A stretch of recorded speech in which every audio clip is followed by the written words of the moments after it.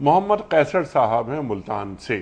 سوال ان کا یہ ہے کہ میاں بیوی بہت مالدار تھے، ان کے پاس سونا چاندی مال تھا اور وجوب حج کے تمام شرائط پائے جاتے تھے، لیکن کچھ عوارض یا سستی یا کاہلی کی وجہ سے حج نہیں کر سکے اور زمانہ گزرتا چلا گیا.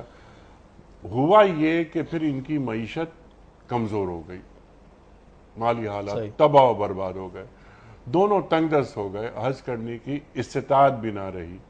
اب سوال یہ ہے کہ جو حج واجب ہو چکا تھا اب بھی ان کے ذمے حج کرنا واجب ہے یا تنگ دستی کی وجہ سے حج ساقط ہو گیا؟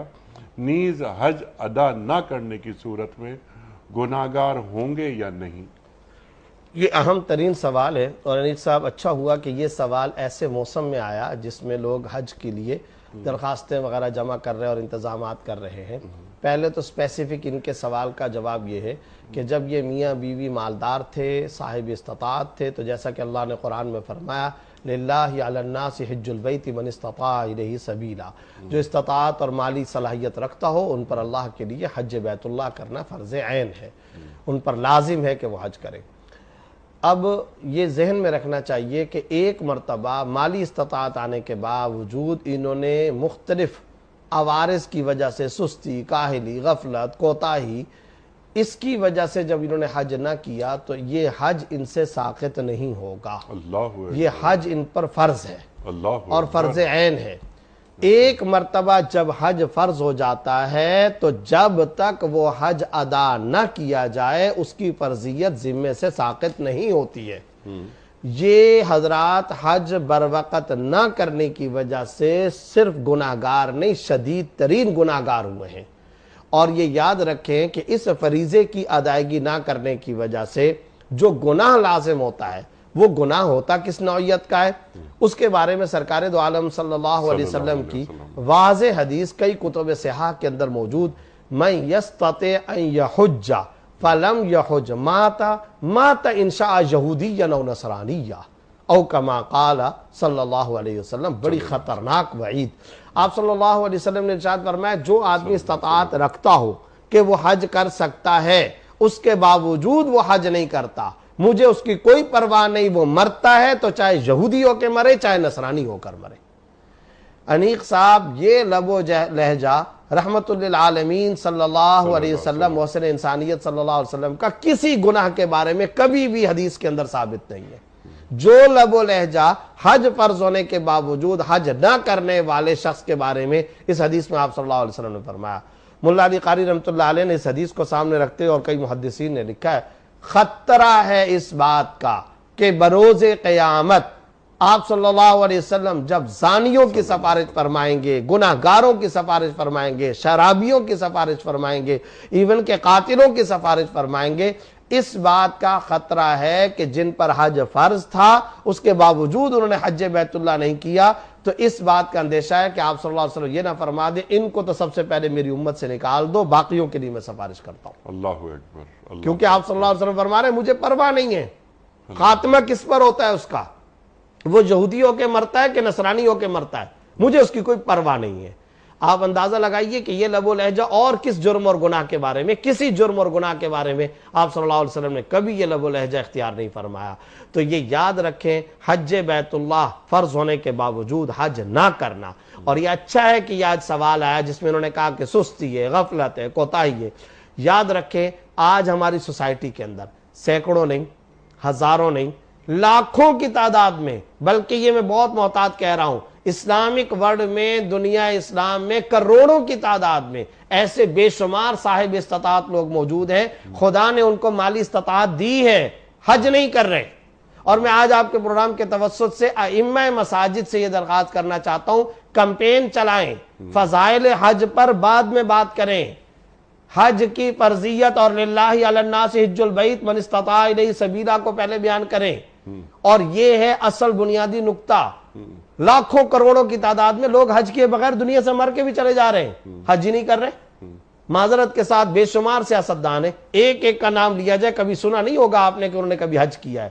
چھوڑ دیں سیاستدانوں کو، ہماری کمیونٹی میں آ جائے برادریوں میں آ جائے, ہماری قوم قبیلے میں آ جائے, اپنے خاندان میں آپ ابھی بیٹھے بیٹھے جو ناظرین و سامعین سن رہے وہ ذرا تصور کر لیں, فلانا کتنا مالدار, کبھی سنا نہیں حج پر گیا ہو, فلانے کی اہلیہ کتنے مالدار گھرانہ, دنیا جہاں کے سارے ٹور ٹرپس سارے کے سارے مال و متاع, مگر حج نہیں کر رہے. اچھا پھر ایک اور اچھا ہمارے ہاں کچھ 4 5 6 چیزیں ہیں. ہمارے استاد مفتی محمد تقی عثمانی صاحب مدظر کی ایک پوری کتاب ہے, حج فرض میں تاخیر کے بہانے, اس کتاب کا نام ہی یہی ہے, حج فرض میں تاخیر کے بہانے. اب اس میں کیا ہے, بیٹی کی شادی کر لوں پھر حج کر لوں گا, اسلام میں تو کہیں پر یہ نہیں لکھا. آپ اس کو اسلام پر بطور وبال کے کیوں بنا رہے؟ ایک اسلامی شاعر اور فریضے پر اس مسئلے کو بطور بوجھ اور وبال کے کیوں ڈالتے ہو بھائی؟ اسلام کے اندر تو نکاح آسان تھا. یہ جو آپ نے بیٹی کی شادی کے سلسلے میں جو تاثرات اور تصورات اور جو فرسودہ رسمیں آپ نے قائم کی, ان کا شریعت سے کیا لینا دینا؟ کنٹینر کے کنٹینر جہیز تیار ہو کر کے جائیں گے, سینکڑوں کی تعداد میں کپڑے, درجنوں کی تعداد میں بسترے, اور پھر کتنی بڑی تعداد کے اندر کراکری کے سیٹ, ساز و سامان, صوفہ سیٹ, کار, غالیچے, قالین, برتن, یہ زیور, اس کا اسلام اور شریعت سے کیا لینا دینا؟ اور ان چیزوں کی وجہ سے حج فرض میں تاخیر کر رہے, حرام تصور ہے, ناجائز ہے, اس کا شریعت سے کوئی لینا دینا نہیں ہے.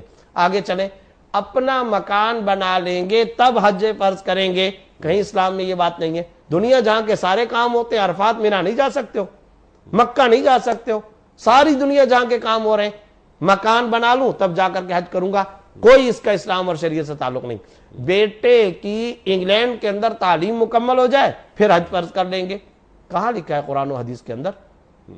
یہ سارے امور ناجائز نہیں ہیں, لیکن یہ آپ کی لگژری لائف کا پارٹ, یہ آپ کے حصے ہیں, آپ جانے, آپ کا کام جانے. اس کو آپ روزے پہ, اچھا تو پھر آپ کل کو یہ بھی کر لیں کہ یہ روزہ نہیں رکھوں گا, پہلے یہ بل آ جائے, نماز نہیں پڑھوں گا. بھائی جس طرح نماز فرض ہے, جس طرح روزہ فرض ہے, اسی طرح حج. اور حج کی فرضیت انیق صاحب ایک خاص وجہ کی بنیاد پر فقہا لکھتے ہیں, ان فرائض سے کچھ زیادہ اہمیت رکھتی ہے. وہ کیوں؟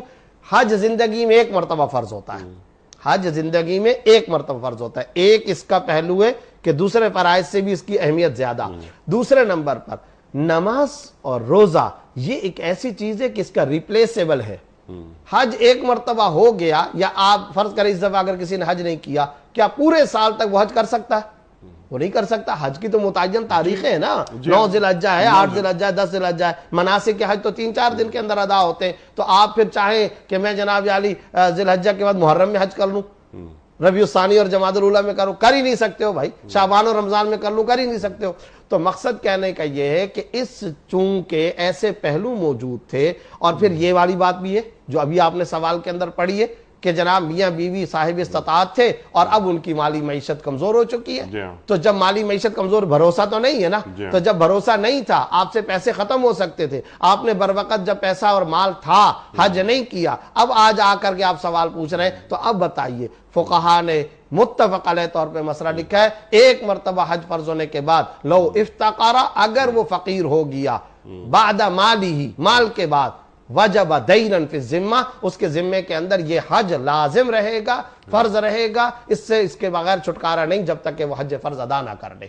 تو یہ اہم ترین نقطہ ہماری طرف سے جانا چاہیے, اور لازمی طور پر جانا چاہیے کہ کمپین چلائی جائے, خدارا حج کریں. اور یہ اچھا بہت سارے لوگوں کے ذہن میں حج تو بڑھاپے کے وقت کی عبادت ہے, فارغ وقتوں کی کہانی ہے. یہ کیا ہو گیا؟ بلوغت کے بعد اگر کوئی لڑکا ہے انیق صاحب 11 سال کی عمر میں فرض کرو بالغ ہو چکا ہے, 11 سال کی عمر میں حج کرنا فرض ہے اگر اس کے بعد مالی استطاعت ہے, اگر اس کی ذاتی مالی استطاعت ہے, کوئی وراثت میں اگر اس کو مال مل گیا تھا یا اس کی مالی حیثیت ہے, 11 سال میں فرض ہو رہا ہے, کر رہا ہے 80 سال کی عمر میں. یہ کون سا طریقہ ہے؟ تو یہ جتنے ہم نے حج فرض کی تاخیر کے بہانے بنائے ہوئے, شریعت کے اندر ان میں سے کوئی معقول نہیں, کوئی مقبول نہیں ہے. گناہ گار ہوں گے, اور سنگین گناہ گار ہوں گے, اور کبیرہ گناہ کے مرتکب ہوں گے. اس لیے پیسہ خدا دے دے, مالی استطاعت آ جائے, پہلے نمبر پر جو کرنے کا کام ہے وہ حج فرض کرے. دوسری بات آپ نے قرض کے حوالے سے کہی, یہ قرآن و حدیث کی بات تو نہیں ہے, بزرگوں کی بات ہے. ہمارے ایک استاد تھے حضرت مولانا شمس الحق صاحب رحمۃ اللہ تعالی علیہ, حضرت مولانا رفیع عثمانی صاحب, مولانا تقی عثمانی صاحب مدظلہم کے بھی استاذ. تو بزرگ استاد تھے، اللہ تعالیٰ ان کو جنت الفردوس عطا فرمائے. آمین. میں نے اپنی زندگی میں حدیث کا ایسا ماہر عالم نہیں دیکھا. اللہ دارالعلوم کراچی کے ناظم تعلیمات تھے. وہ عام طور پہ کہا کرتے تھے کہ ایک تجربے کی بات ہے، حج کا قرضہ خدا رہنے نہیں دیتا. کیا بات ہے، سبحان اللہ، سبحان کہنے لگے کر لو تجربہ، سبحان اللہ، حج کا قرضہ خدا نہیں رہنے دیتا. اللہ بس ایک انسان اپنے عشق اور خدا کے ساتھ راز و نیاز کا یہ تعلق والا سفر کر لے.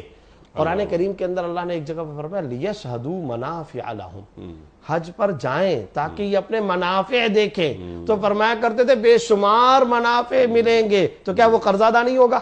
کیسے ہو سکتا ہے؟ پھر یہ ہے کہ حج کے بارے میں قرآن کریم کی کئی آیات سے پتہ چلتا ہے حج کرنے سے رزق میں اضافہ ہوتا ہے. اللہ رزق میں اضافہ کرتا ہے. گھاٹ گھاٹ کا انسان پانی پیتا ہے، خدا اس کے رزق اور مال کے اندر برکتیں عطا فرماتے ہیں. تو اس لیے حج کے معاملے میں کبھی غفلت، کبھی سستی، کبھی کوتاہی کا معاملہ نہیں کرنا چاہیے. اور ائمہ مساجد کو اور علماء کو بھی چاہیے اس سلسلے میں لوگوں کے اندر کمپین چلائیں، ترغیب دیں، اور حج فرض کے اندر کسی صورت تاخیر نہیں کرنی چاہیے. خدا کرے ہمارے خاندانوں میں، ہماری قوم قبیلوں کے اندر، ہماری برادریوں اور کمیونٹیز کے اندر یہ بات عام ہو اور لوگ اس کی طرف متوجہ ہو سکیں. لوگ اس طرح متوجہ ہی نہ ہوں بلکہ حج کو اپنی ترجیحات میں شامل کر لیں. جب آپ یہ بات فرما رہے تھے کہ 11 سال کا بچہ اسے بھی جانا چاہیے، تو یقیناً وہ والدین کے ساتھ جائے گا. 11 سال کا بچہ، والدین پہلی بات ہے کہ خود جائیں، خود حج کریں، ان کی ترجیحات میں حج شامل ہو.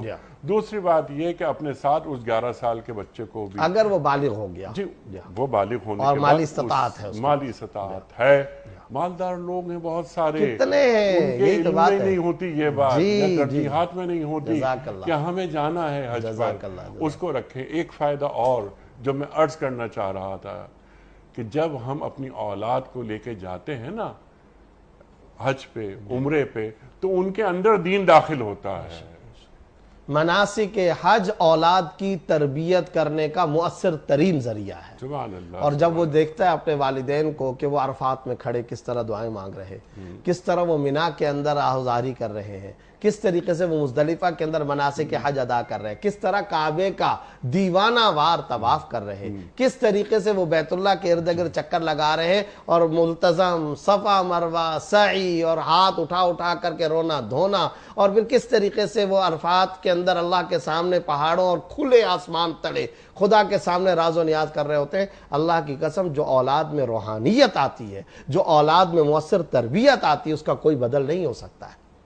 یہ کام اس حوالے سے بھی بہت مؤثر ہے اور یہ ضرور کرنا چاہیے. سبحان اللہ. اور ہمارے ہاں لوگوں کی اگر ترجیحات کے اندر آ جائے اور ان کو یہ بات سمجھ میں آ جائے، بلکہ میں تو یہ عرض کرتا ہوں کہ خدا را کسی طرح حج کا ایک مرتبہ ذائقہ چکھو، جی جی اس کا ٹیسٹ لو، اس کا لطف لو.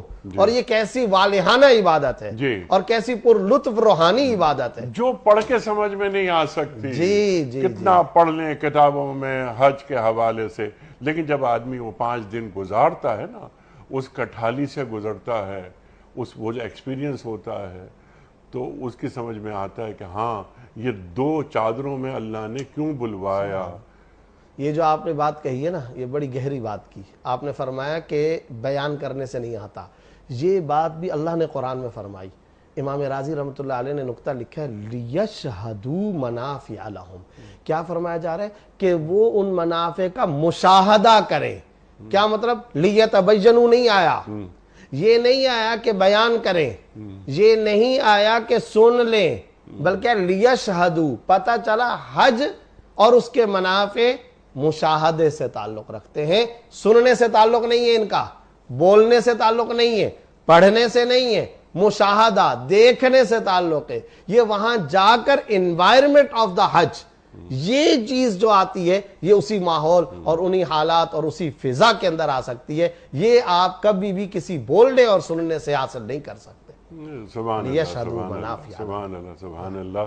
تو وہ حج کسی سے پوچھا جائے کہ میاں حج کا سفر کیسا رہا، بیان کرو، بیان نہیں کر سکتا، نہیں کیا جا سکتا. وہ محسوس کیا جا سکتا ہے، بیان نہیں کیا جا سکتا. آپ کے جو مقامات یہ آپ نے بیان فرمائے، وہ جو عرفات ہے، اللہ اکبر اللہ اکبر، کیا بیان کر سکتا ہے؟ کبھی بیان نہیں کر سکتا. ایک تو اس کی ہمت نہیں ہوگی بیان کرنے کی. دوسری بات ہے کہ جو چیزیں اس کے اندر آ گئیں، اس کے خون کی طرح دین شامل ہو جاتا ہے. خود سے خدا تک سفر کا نام حج ہے. اور وہ جو عرفات کے میدان کے اندر باہر پہاڑوں پر لاکھوں عام افراد جگہوں پر دعا لاکھوں مانگ رہے افراد ہیں, جس طرح سے دہاڑے مار اللہ رہے اکبر، ہیں, اللہ اکبر، اور جو ہچکیاں لگی ہوئی ہیں, وہ حقیقت کے اندر فرزندان توحید بنے ہوئے ہوتے ہیں. اور اس وقت کا وہ جو منظر ہوتا ہے, میں سمجھتا ہوں کہ زندگی کے لیے, وہ کسی نے کئی کا زبردست بات کہی تھی, بلکہ شیخ سعدی کا جملہ ہے, چو کعبہ نہ دیدی چہ دیدی در جہاں آمدی. اگر تم نے حج نہیں کیا, خانہ کعبہ نہیں دیکھا, تو دیکھا کیا ہے دنیا میں آ کر؟ گویا دنیا میں آنے کا تمہارا مقصد ہی حاصل نہیں ہوا اگر تم نے حج نہیں کیا ہے. اللہ تو یہ زندگی کے اہم ترین مقاصد میں سے. اللہ